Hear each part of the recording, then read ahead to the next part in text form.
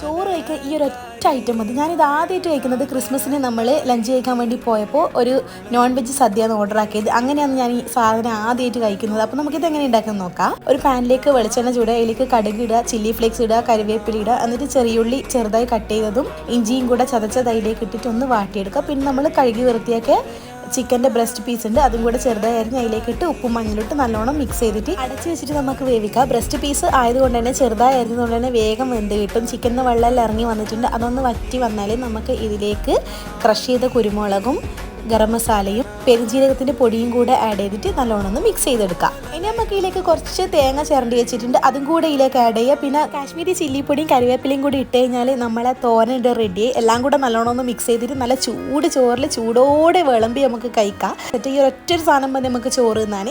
അപ്പോൾ വീഡിയോസ് ഇഷ്ടപ്പെട്ടാൽ ലൈക്ക് ചെയ്യുക, ഷെയർ ചെയ്യുക, സബ്സ്ക്രൈബ് ചെയ്യുക. ടാറ്റാ.